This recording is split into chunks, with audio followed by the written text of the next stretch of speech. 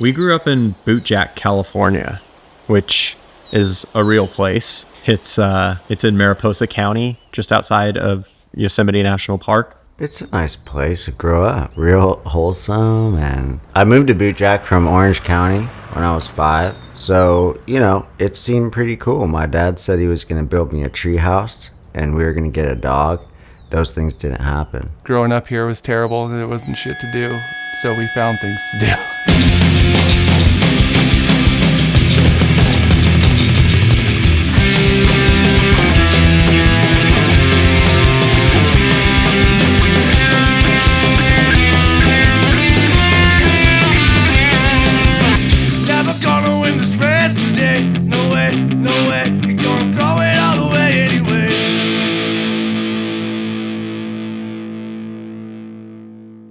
So this all starts in 1995 when I came home from school one day and my brother Drew had gotten this cassette tape from a friend that he had met at school. He pulled it out of his backpack and he popped it into our cassette player in our bedroom. And this tape that he had put in actually started right in the middle. And so the first thing that I heard when he hit play was this hypnotizing, rhythmic phrase that sounded like nothing I had ever heard before. When he hit play, I just hear...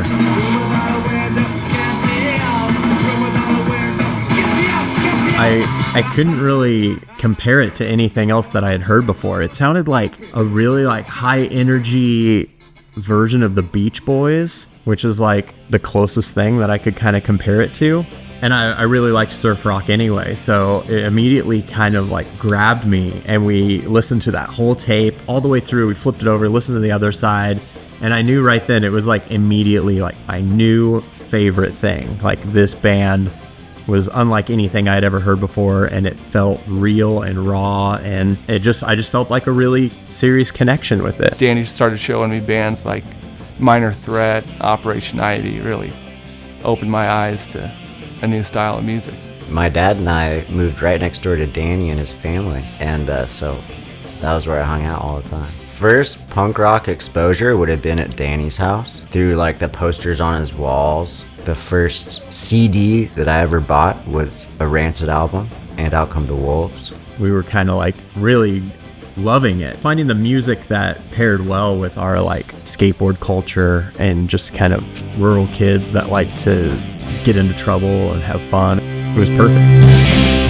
I knew that I wanted to not only listen to this kind of music, I wanted to make this kind of music. And I had already been playing snare drum in the school band, so I asked my mom, I was like, can you buy me a full drum set where I can start a band, find some friends to play punk rock music. And my mom was so cool. She took me down to the music store, picked out this red drum set and brought it home. And I started figuring out rock beats and all that. And I went to school, and my friend Robbie had a guitar. I was like, dude, we gotta start a band. Let's do this. And we got our friend Ian to play bass. And we'd get together once in a while and play some songs, and we'd cover oldies, weirdly enough, like House of the Rising Sun and shit like that. But we tried to make some punk rock as well, tried to make our own version of it. And we at least got our shit together enough at 12 years old to play some stuff at school. We could bring our instruments to school, set up and play. We played at a talent show, and it started to feel like a real band. Danny played in a band called 165 with a handful of other kids, and I was so jealous. I wanted to be in that band, but I couldn't play anything. I couldn't sing and never had any experience. But they pulled me on anyways. I was like, dude, you got to join our band. Be our singer, fuck it, everybody in. We got the horn guys from school band. We're like, yeah, we need a saxophone and a trumpet and a trombone or whatever, get everyone. Oh, Jenny, you want to play guitar? Everybody, we got all our friends together and we made this little ska band. It was my first experience playing music. I remember playing a talent show was the first show, and I remember getting up there to sing, and when the curtains opened, I thought I pissed my pants because I was so nervous. I really thought. And I was wearing these vinyl pants for whatever reason. So it kind of worked.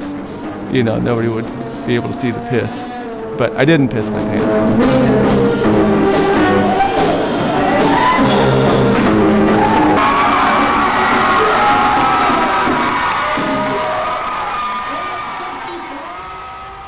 Yeah, I mean, they were shit. What are you gonna expect?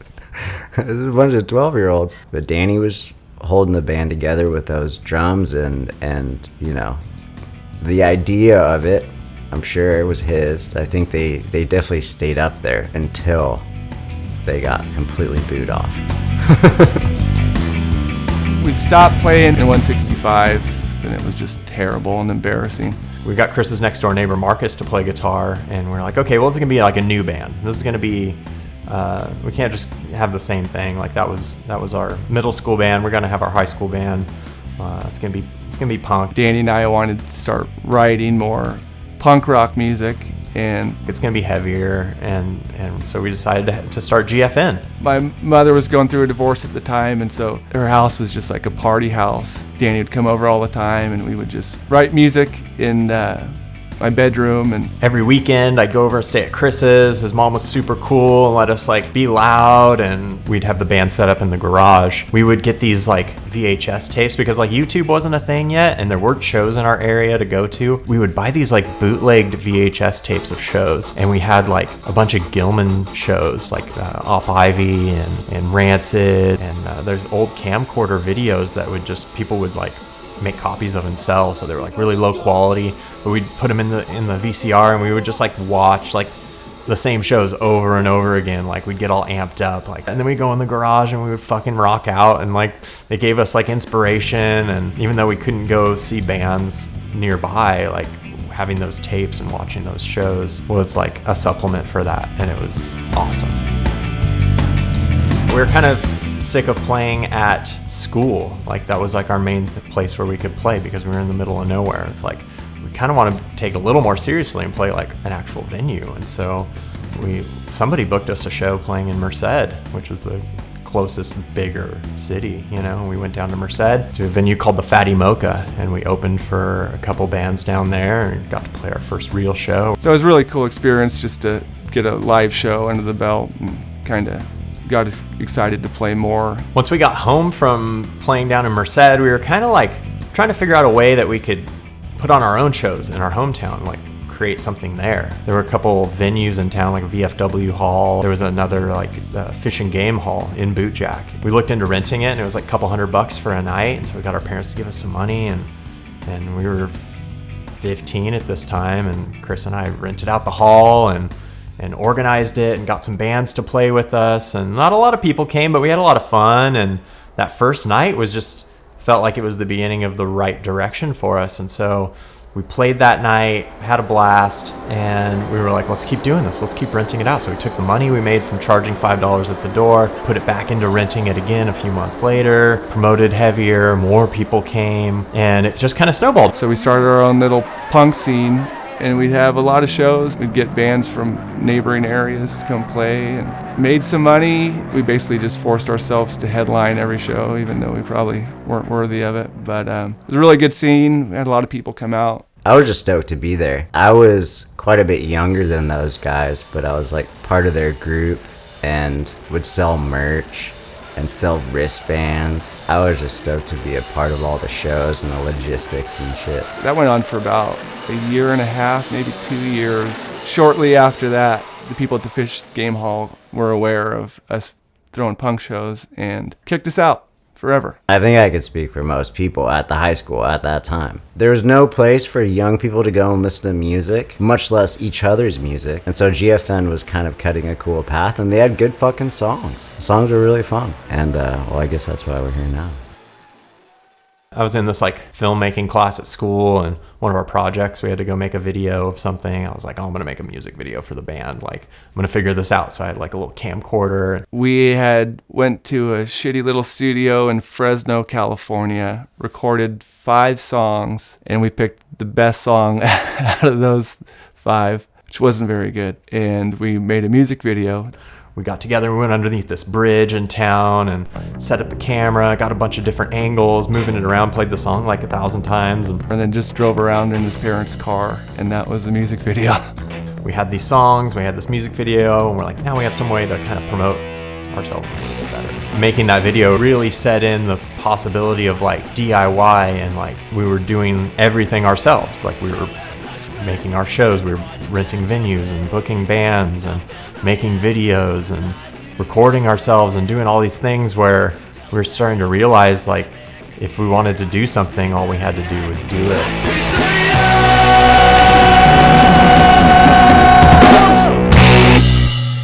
So we got booked in Merced.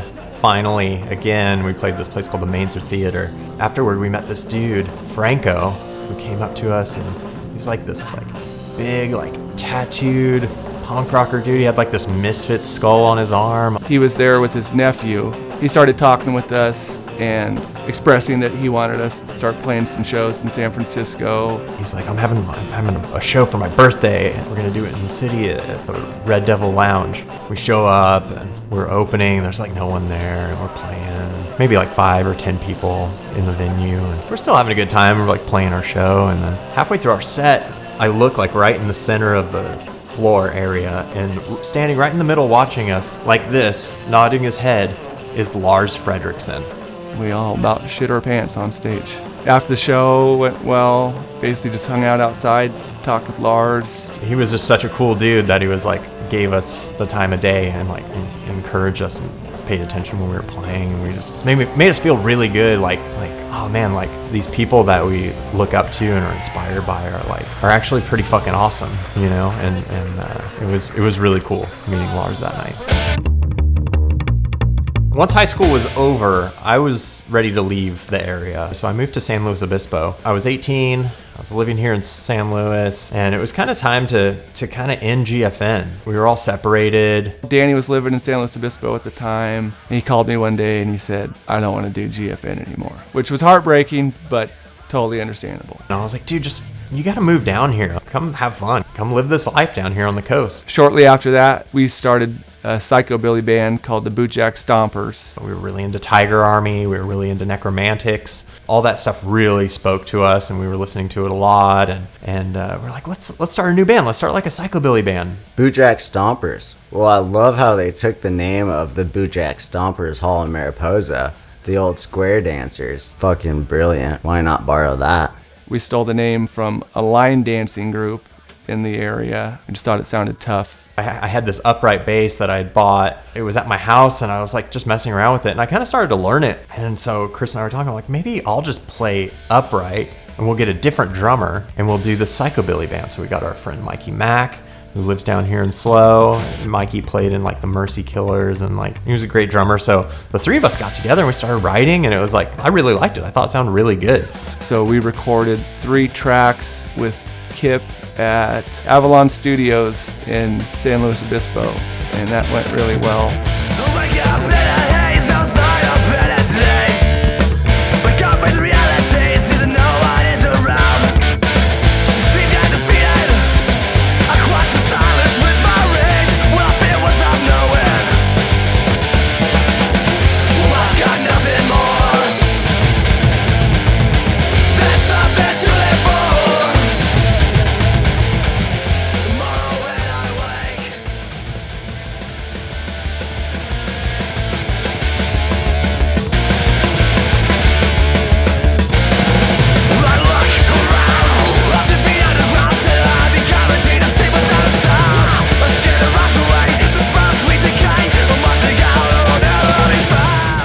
After that, after we recorded the 3 songs, we got booked for our very first show.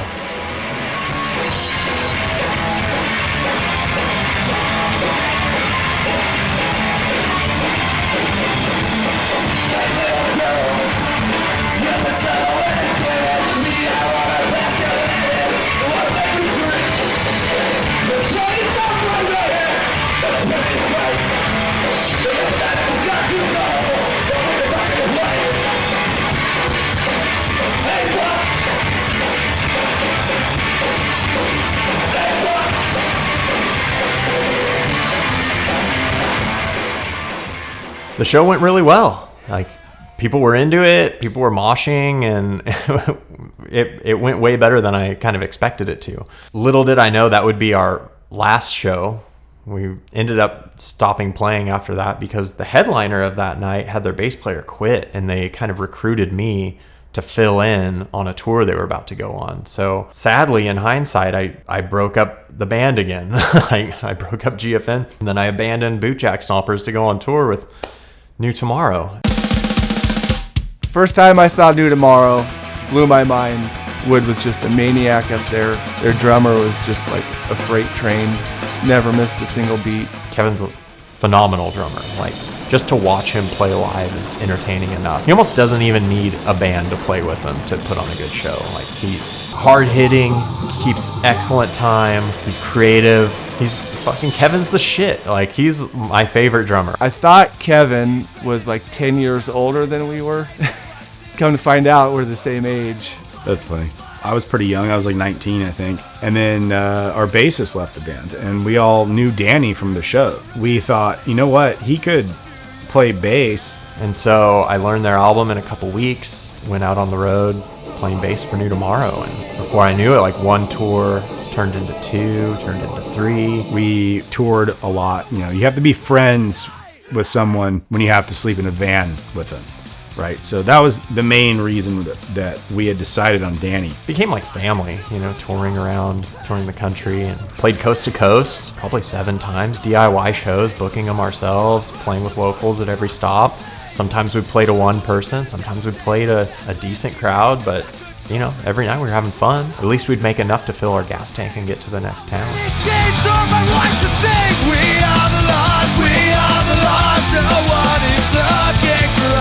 Don't let the world, let it walk away. When these squares in the middle of nowhere, no stage of plastic PA, but we'll play. Say you remember, do you remember? New Tomorrow's touring days, we did that for 4 years, and before I knew it, it was like, the writing was on the wall that it was like, we can't keep doing this forever. So we kind of took a break. Like, music was not like at the forefront of any of our lives. Like, we had to kind of pursue careers and make a living, and everybody was getting married and having children. And I moved back to Bootjack to take care of my grandmother, who was sick with cancer. Shortly after she passed away, I started fighting fire and never left Bootjack again. Here I am.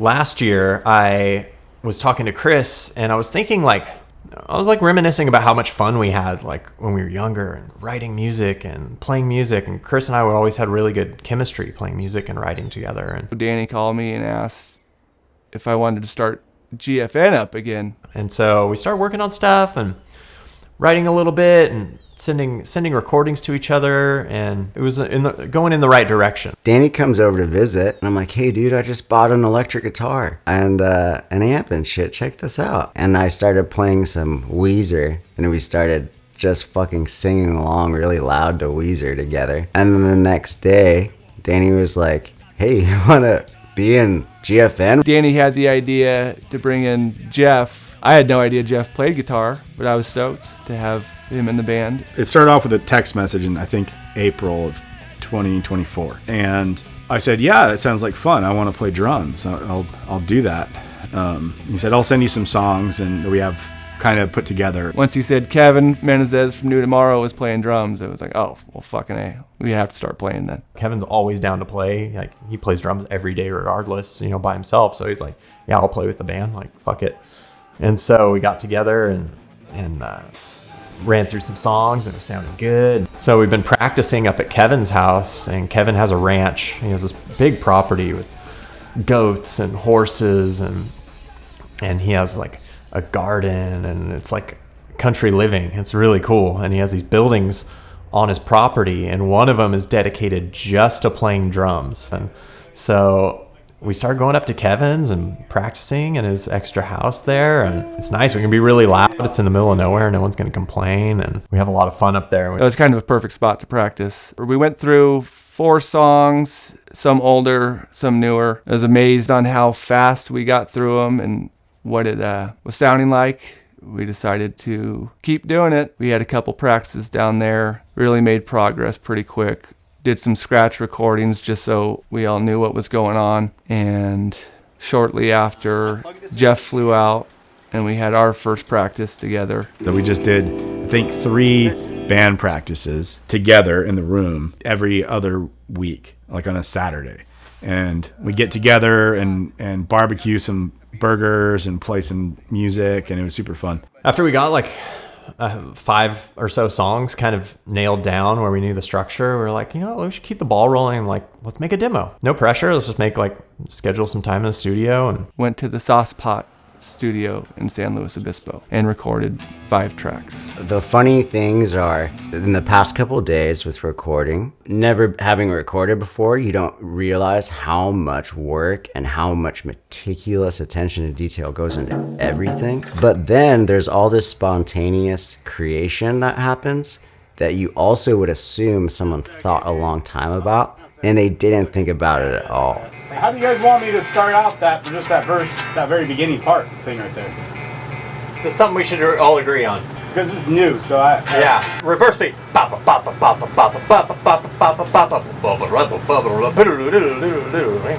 Right? Yeah. Right.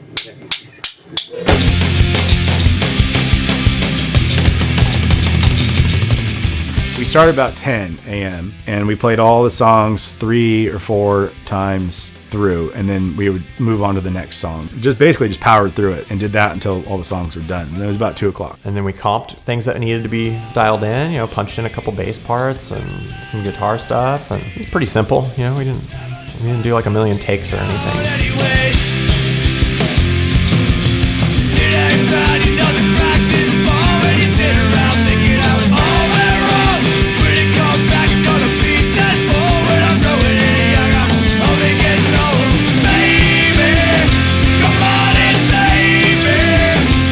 All these songs are really dynamic. Like one song will be like really heavy and hardcore, and then one song will be ska and dancey almost, and then there'll be songs like kind of in the middle that are punk, but they're really catchy and almost with like a pop feel to them. So like the spectrum of these songs is something that I've never had in a band before.